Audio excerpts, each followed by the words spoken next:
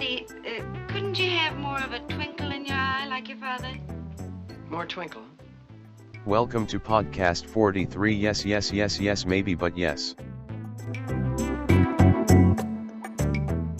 Hello. Welcome back to another episode of podcast 43.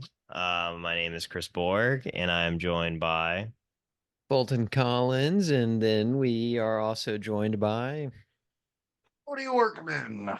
We're here to talk again about the great Andy Hardy. So Cody. Why is this episode going to be a little bit quicker than the other Andy Hardy coverage? There's a multitude of reasons, but the main reason, and this is because we want to keep it honest with our listeners, is I have a ticket to see the new Bad Boys movie tonight, and I'm really wanting to see it. So I'm forcing us to record earlier than usual and faster than usual. So if you usually listen to our episodes at 1.25 or 1.5 speed or even 2 speed, I would recommend listening at the normal, one regular speed for this particular episode, because we're talking fast, because I got to go see the boys. I got to see them Bad Boys tonight, and I'm so excited. But we got to get through it. Yeah, and I mean, if all three of us, or I think just if anybody in the world were offered the choice between Mickey Rooney and Martin Lawrence, they would always pick Martin Lawrence. So it's in literally every possible situation, like President of the United States, lover for life, domestic bad partner, boy for life, uncle, bad boy for life. Yeah. Oh wow! Like for the past 20 years, if we could have gotten like a manhood type Richard Linklater Boyhood-esque, meeting up with Martin Lawrence every like 2 years, and that I would be down for. Good. Richard, if you're listening, feel free to take that. Do it. So all right, so this week we have two Andy Hardy films, like usual. You know the drill. George B. Seitz directed both of them. Life Begins for Andy Hardy from 1941 is the first one, and then Andy Hardy's Double Life from 1942 is the second one. Oh wait, do you mean Courtship of Andy Hardy? Oh God! Oh yeah! Oh my God! The Courtship of Andy Hardy is my notes got messed up. The Courtship of Andy Hardy from 1941 and Andy Hardy's Double Life from 1942, both directed by George B. Seitz. So yeah, I mean, what did you guys think about the Courtship of Andy Hardy? Yeah, I want to hear your thoughts before I give mine. I guess just to start off, I'm not that crazy about this one, just to begin with, but I do find it interesting that it's kind of a plot thread returns in this movie that we haven't seen visited. It kind of seemed like this character was completely written out of the series, but Marion is fully back. And she takes takes a higher role within these movies. But Cody, I'll hand it off to you. Yeah, no, it is amazing to see Marion back, even if it is a little strange, quite how she's introduced. This is one of the weaker ones, I would say. I don't hate this movie. I know Chris is about to drop a nuclear bomb on this film, but I do find this just so familiar. It feels very similar to like every one of the Judy Garland, Andy Hardy movies, but worse because we don't have Judy Garland, and it's just like it does leave right where the last one left off. He's working in the mechanic shop. We do have a pretty funny subplot involving him getting arrested for stealing a car. That's a pretty great bit involving the FBI. But it does, like, at its core, what this movie is about. It starts pretty strongly because it is sort of hints that this movie is going to be about divorce and a broken family. And where that kind of goes is just almost amazingly patriarchal, which I know we should expect from these movies, but this is a situation where it is just like This movie is women incredibly sexist. like Yeah. women are just treated like are just talked about amongst men just so flippantly as objects Um, that I mean it's pretty shocking. Like Andy Hardy has really grown up to be a ladies man, and not in the way, not a respectable ladies man, a man who's willing to kind of go out with anybody and drop you at a dime. I don't remember that phrase. Drop you for a dime. What is it? Drop you like? Do you ever? drop you Why is like it a drop? dime. Is that the phrase? Like drop you like? How many people are dropping dimes? Like I don't know. Well, Isn't in Andy Hardy's no time, not many, but at the weight of the dime? Isn't there something involving you drop something and a dime is involved? That is a common saying. yeah, drop a dime. According to a Google search, it was actually slang for calling the police and like, ratting out of somebody. Not what I That would have that is thought. not even okay. Then I really need to go back to. I don't believe that happens in this movie. Well, um I gotta read up on my slang. Okay, so on top of that, the worst part about this movie, other than the fact that it's incredibly sexist and it really inhibits like any type of enjoyment that I could have garnered from this Andy Hardy entry, was that like it wasn't even like set in its ways. You can't even make the excuse like, oh, like it was a different time. Like it just feels very much more like reactionary than the Mm. previous Andy Hardy films regarding gender roles. I Also, mean, do you think that's in due? Because this was 44, 45, 42. 42. 42. Could it be possible that it's a reaction to like the wartime effort? I get that is something that I've been thinking about, is like how these films react to the context of the war. And I guess, apologies to people from a few weeks ago. I guess Andy Hardy actually doesn't go to war. I don't know why we just all had this collective idea that Andy Hardy was going to I thought he. You haven't read the synopsis for the Yeah, next I two was about to movies. say. I looked Oh, ahead a okay. little bit. Okay. Well, I'm just saying, I wouldn't rule it out. I wouldn't rule it out. okay. Okay. Well, then apology rescinded. But yes, they haven't really done too much about like the actual war. But to be fair, this was released in 1942. The America was War just started. neutral. Yeah, I mean, America was pretty neutral. I mean, they were obviously aiding the Allies financially and through other ways, but Pearl Harbor doesn't It happen until was, yeah. December of 41. So this was probably Mm. shot prior to that. So I So guess it we will probably is not see. even a reaction. This is probably just sexist. Just Yeah, I mean, point case. it's probably just sexist is Yeah. probably what I would go with. I, Also, that, yeah. oh no, I was no continue your thought. I want to come back to slang in a bit. Okay. I was just gonna say also, the creative minds behind this Andy Hardy film are all insane because they want you to believe that Donna Reed is not attractive. I just want everybody to at least comment on how crazy that is, that the person that Andy Hardy is supposed to court in this film, because his dad feels bad for her because her parents are going through a nasty divorce that he's overseeing, is one Melody Nesbitt, played by Donna Reed, who Andy Hardy calls quote unquote droop, which is a slang term for like someone who isn't very good looking, kind of like Good plain, looking. Mm. yeah, homely. I don't know, all these, but Homely. Yeah, nonetheless, yeah. It's it's Donna Reed. I know it's so strange. I mean, this happens in almost any of these like movies where they have a character who's supposed to be like, oh, she's an old maid, oh, it's this, and you look at her like, this is a very attractive person. It only ever works in Marty, not with the woman, but with Ernest Borgnine. Yeah. You're like, well, I believe that. That's really very convincing. Yeah, that's insane. I don't know, but this isn't the first time these people have done this.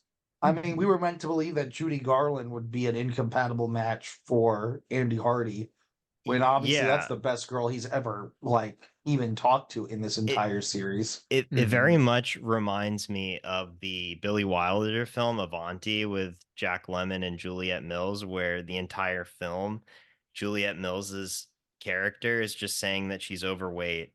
I'm so overweight. And you look at her and she's like just, skinny. Like it's a very ridiculous thing, and it feels very like sexist, these like different, standards that women are held to. Um and I mean that film was from the 70s, and this was Right. 30 And this is years from like earlier. 30 years Yeah. before. Yeah. Yeah. And it's Yeah. still this. I mean, but it's just like I don't know. I mean, I guess beauty standards evolve, but I don't understand what makes her particularly unattractive. I kind of wanted to just circle back because you had mentioned she's called a droop, A right? droop. Is that what? Yes. There is a just incredible amount of slang. There's a actually really funny scene. It is sexist, but it's very funny because it's kind of a weird instance where Judge Hardy and Andy Hardy are having a conversation where it's like Judge Hardy is basically telling Andy Hardy about his womanizing days back when he was a kid. Yeah, And they're that was going great. back and forth about like, well, in your day, we call it parking, but y'all called it necking or forking. And then eventually there's something, then eventually spooning comes into play. And I was like, it's kind of amazing that came back, but I don't think, I mean, necking I haven't heard in a while, but I guess that's the hip word because they were saying necking in the early Hardy movies, Yeah, but that's why I now was a they're little saying confused. parking. The one thing we haven't mentioned with Marianne is she does have a boyfriend in this movie. Who Yeah. is what is his name? I Is almost it said Jeff Jeff Wells. Willis? Jeff It's Jeff Wells. Willis. Jeff Wells is the creator of ER, not Jeff Wells. Oh, Jeff Um, Willis. Shout out to Jeff Wells. Jeff Will. I was very no disrespect, Mr. Wells. Yeah. Jeff Willis. Yeah, and this is an interesting character because this is Well, we should also say Marion comes back from New York City. That's right. She was living in New York for a little bit. somehow they didn't link up. Yeah, I was gonna say that was what I wrote in my notes. Like Andy Hardy didn't link up with Marion at all when he was in He New was York literally City. homeless. Like And Judge Hardy didn't stop to like. There's never any mention to be like, oh well, Yeah. I'll go visit both of them. No, I'll just go visit Andy. Yeah, so that was a failure. Link up of the century, completely missed in the Big Apple, but nonetheless, that's a big part of her character, is that she thinks that she's bigger than Carvel now because she lived in New York. And there's another incredibly sexist scene with her that I found to be quite bad too. That was another reason what added to me not enjoying this film. But I'll put a pin in that and let Cody get back to what he was saying about Jeff Willis and her love interest in this film. I was just providing backstory to yeah. Yeah. No, well, we're gonna get to it in just a sec. I just thought he was fascinating because he is if there's a side to and if Andy Hardy's antics are kind of praised, and this idea of how men treat women is somewhat normalized in this movie. The movie's very clearly saying this is not how you court women. He's a drunkard. He gets plastered, and He's obnoxious. he's obnoxious, and he drives a car with a loudspeaker. But he puts the life of Marion and him at risk. That's just or like at risk. It's just really a harrowing moment when they find them and he's passed out behind the wheel. I am amazed that the judge doesn't call the police. Like if your daughter was just in a car wreck because the guy who she was with, was so drunk he passed out behind the wheel. You do not take him into your home, sober him up, sneak him back into his parents' house, and then say, "You come back, mister, and I'll deal with you." Like that's Yeah. and he says it's quote common decency. Like, oh, Yeah, but no. this person should probably go to jail. They don't Or at deserve to least like drive.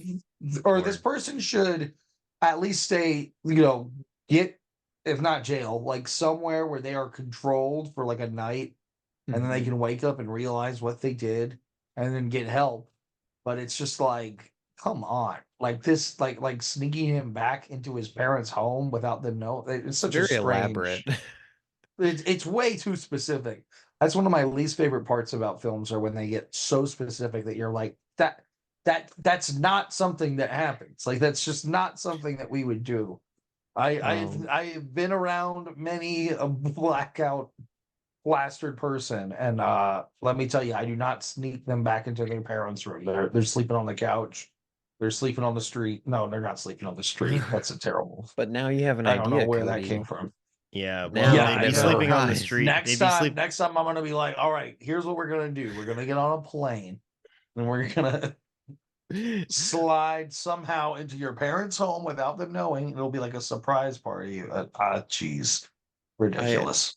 I do like the line where like Andy and Judge Hardy go out to look at Willis drunk in the car, and Andy just looks at Judge Hardy and is like, "Dad, should I beat him up?" He's like, should you beat him up or shall I?" And then and then Judge Hardy's like, "Just bring him inside." Like Yeah, that was yeah. funny. But it's a drop of good and It is amazing a lot how of luck. level-headed Judge Hardy always seems to be, for the most part, in Hmm. all these mishaps. And this would be one time where I would say, you've earned a good ass kicking, uh, a Mm, privilege to kick ass or beat somebody up if they nearly kill your daughter because they're a drunk yeah. driver. But going back to Marion, she is wearing a nightgown in this film, in a scene because she found it. She said it's very fashionable in New York, uh, for people to wear like nightgowns, but like it's like a nice like nightgown that like you could that it like clearly looks like you could wear it as like an evening dress or something. And the entire Hardy family mock her for it, and they all like eat dinner in their like regular nightgowns, and they're like, "Oh, look, she's so crazy," and then they like completely embarrass her, and she ends up caving. And I found that scene to be just incredibly sad. Like, I don't know, I don't know if it moved you Yeah, in the same way, but I was like, it's being played for laughs, but it isn't really that funny. It's like kind of Thought it was smothering. mean.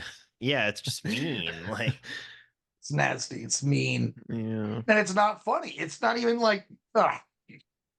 And then yeah. like it just even like how this movie wraps up, and like what, because like eventually you get Polly comes back at the end of the movie too. And then she's kind of mirroring because she's been in the big city, and then she has a dress that's too short, so her mother doesn't let her go to the dance with Andy. Is how the movie ends. Um, it just, this is one where it does feel like we're kind of treading water. Andy's personal story really doesn't change at all Hmm. throughout this. I I do will say kind. there is one thing he does change that I thought was a little, it's not a great change, but I think it's interesting that he's like he doesn't feel the same way towards Melody's affection towards him, and he actually has that moment where I think he's talking to Judge Hardy and he's like he feels bad that he doesn't feel the same way about her. I thought that Yeah. was Yeah. a little interesting, but again, it's not a big turning point for the film. It's kind of a minor point. Or Yeah. there's that other great part where he says, now that I think about her, she's really a swell girl. And I'm probably gonna think about her for the rest of my life as the girl who got away. It's like, Well, buddy, I don't. what? Where did this come from? Yeah. Like, Yeah. Yeah, it's it's it's pretty nuts. amazing. Like there. Uh Sorry. no, it's just really funny how there's like just that heel turn where he's like, I don't like this girl. She's not attractive unless Yeah. And I will say, like, there's some interesting lines about love that I think kind of anyone could find relatable. Like, I think Judge Hardy says he has a line where he's like going around smug because someone didn't have the right expression on their face. I think that's a pretty relatable line about, getting to know someone and maybe it doesn't work out.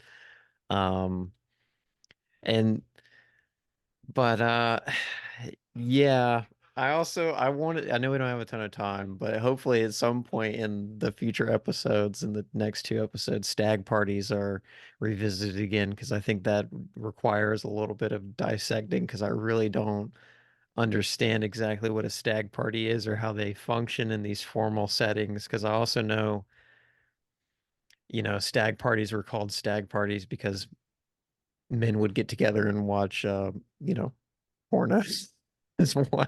So I always get Yeah, no, confused when it's like a I'm only formal familiar thing. with yeah, this is not what I understood a stag party to be when we Yeah, started the Yeah. series. same Well, here. I guess Um I mean it's like one of those old terms, that you hear now in the current parlance, and you kind of do a double yeah. take. Like when he says, Mhm. "Pardon my boner" to the woman in the Oh, in the that's in the next next Excuse film, Andy movie. Hardy's Your Double boner's Life. excused. Yeah, one last thing before I end it off. Overall, didn't like this movie at all. I think it was probably my least favorite Andy Hardy movie.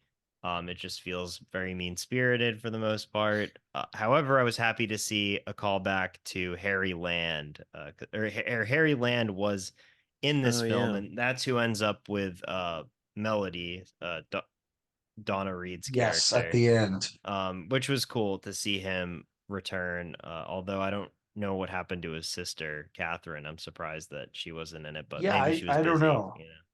I thought that his sister was going to come back in and she was going to be the new love interest because I always thought that her and Andy really hit it off quite well. And I could Mm-hmm. see them Yeah, with the starting secretary. yeah.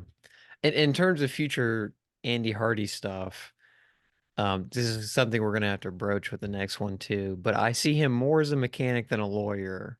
Like, Yeah. I don't know Yeah. why, but it just seems like it fits a little Oh bit yeah. better. But We yeah. completely forgot to talk about the fact that he goes to court in this one because the movie kind of Oh ignores it yeah. too. Like he at the beginning of the film, he gets Yeah, it. that thing really yeah, because I mentioned it like the FBI is involved, but it really just drops it completely.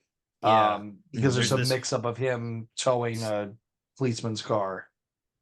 Yeah, but I guess. Do you guys have anything else to say, I or have can we one move on? very, very, very quick thing to say, and it's Okay. gonna actually probably bleed into the next one. I think this I'll is the have first something time after Cody, but it's Okay. this really I think quick we, too. we might have the same thing.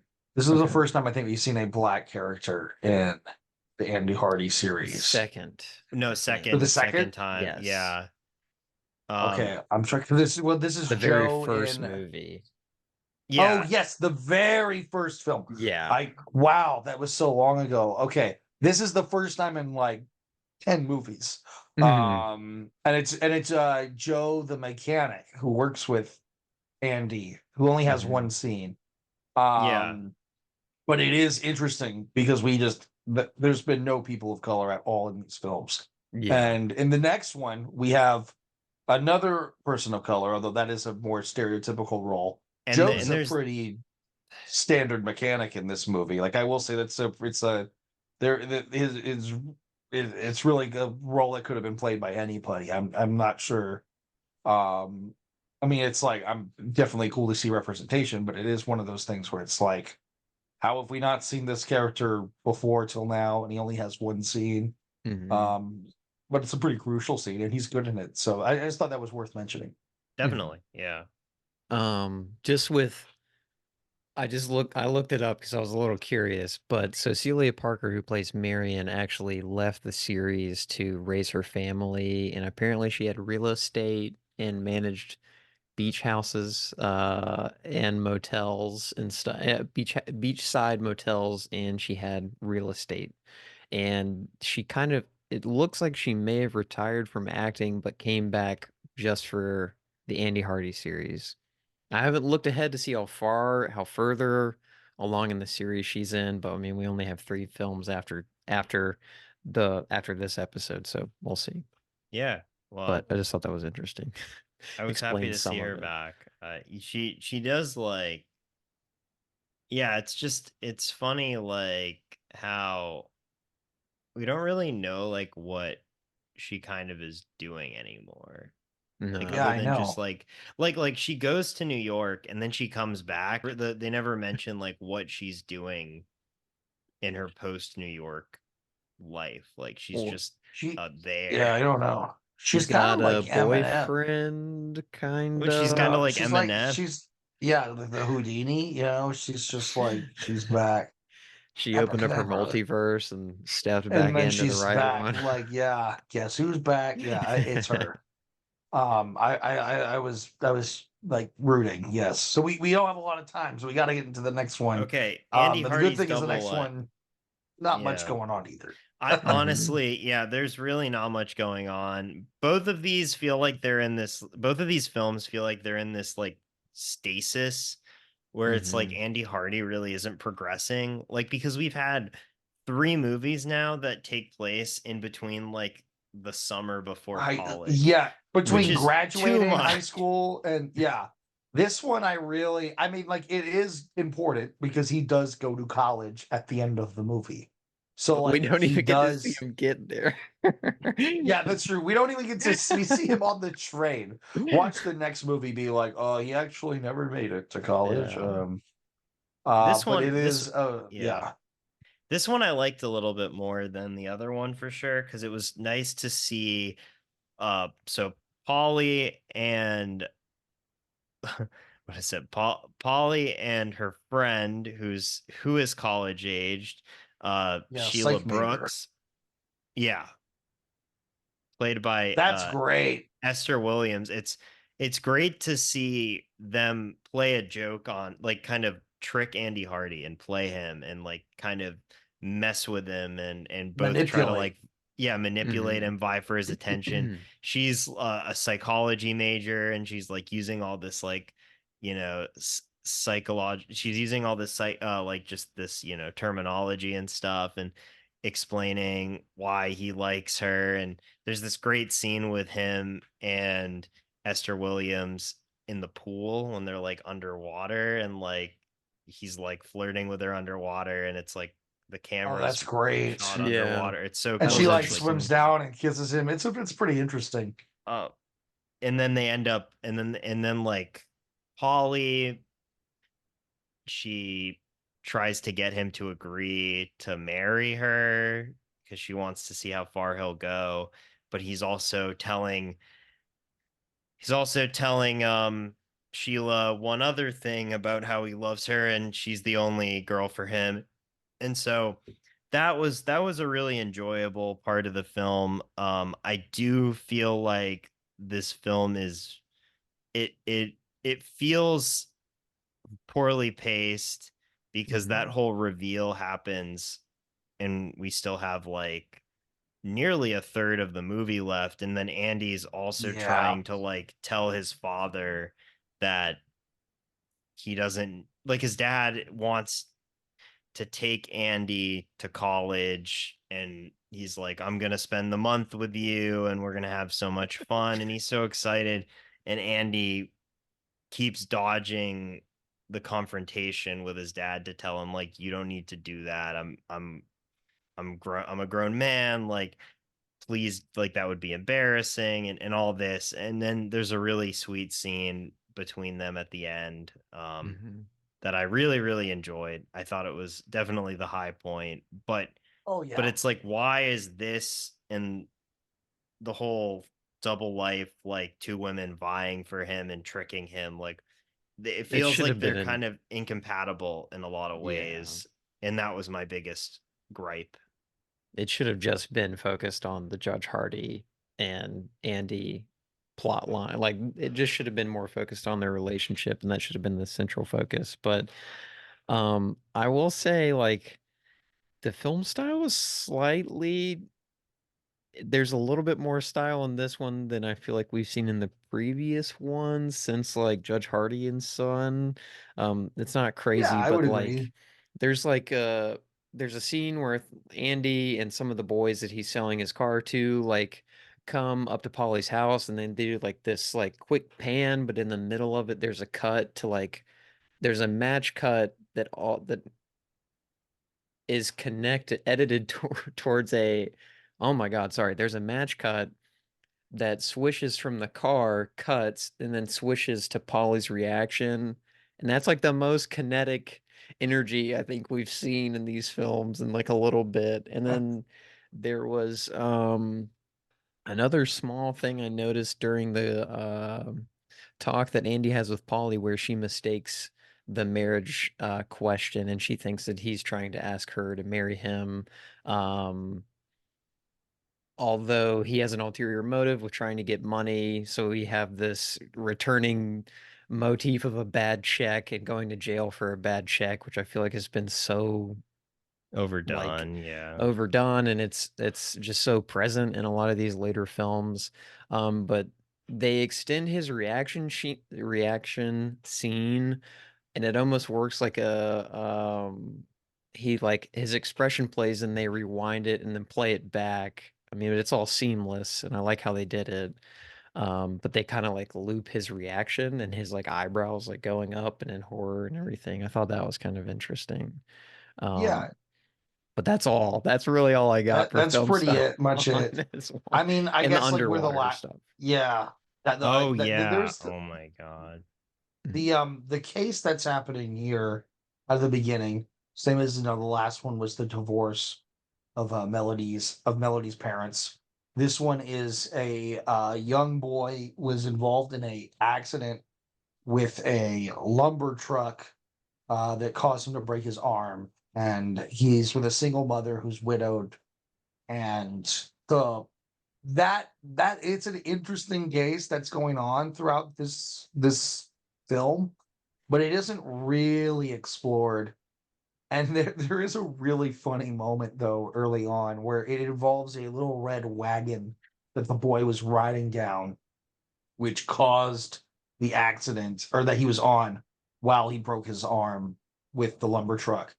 And the lumber company is saying, well, he would have seen the red flag if we had a red flag, or he wouldn't have been able. It's actually, I'm not even going to get into it because it's so specific and weird.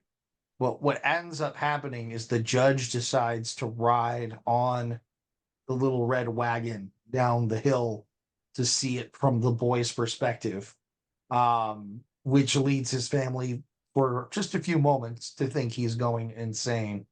And there's a particularly funny scene with Andy Hardy outside of their house where But he's trying to get his dad inside.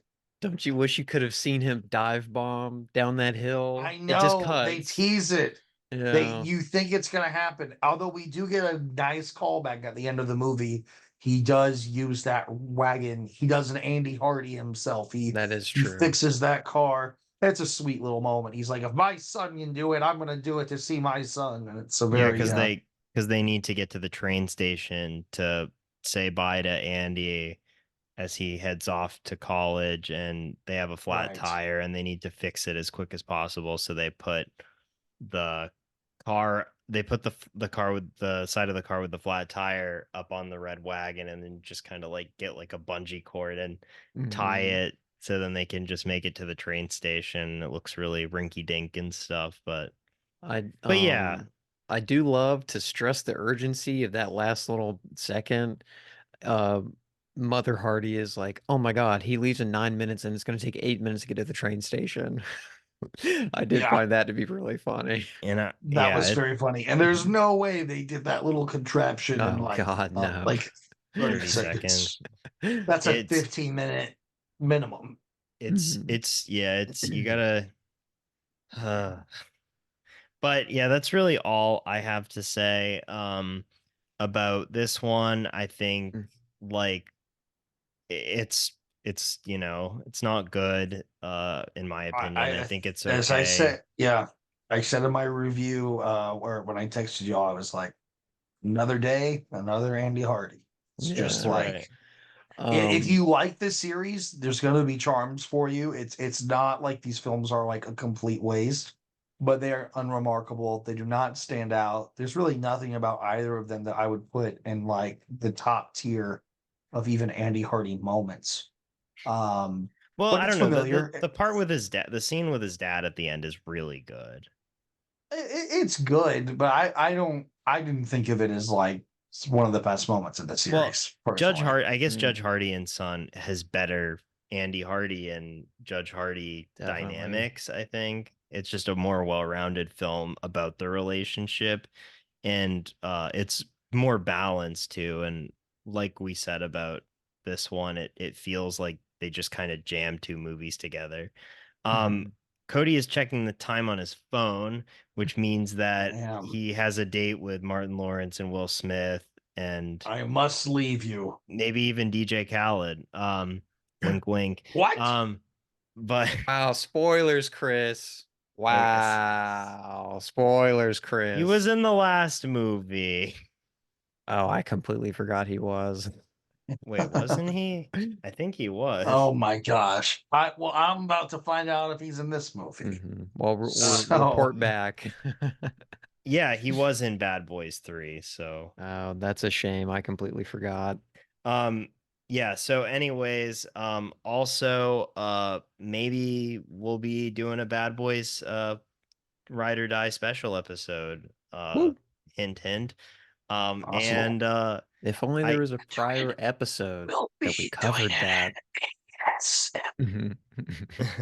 but so next week we'll be covering Andy Hardy's Blonde Trouble from 1944, directed by George B. Seitz, and By Love who? Laughs by the it's the last of the Seitz era, Andy Hardy's Blonde Trouble, and then Love Yeah. Laughs at Andy Hardy from 1946, directed by Willis Goldbeck. So those are the last. We got 3 left. We're doing these 2, and then we're gonna spend the last episode just fully focused on Andy Hardy Comes Home and the series overall. But I'm really looking forward to wrapping this one up, not because I will feel not just because I'll feel a sense of completion, but because I am getting tired of Andy Hardy. What? Gotcha. Alrighty, Mm, boys. yeah. Well, it was great talking with you. Let's sign Stays. off Yeah, stay wavy. Stay safe. and keep on keeping on. Mickey Rooney! Hi, Millhouse. The studio sent me to talk to you, being a former child star myself and the #1 box office draw from 1939 through 1940. Wow, spanning 2 decades.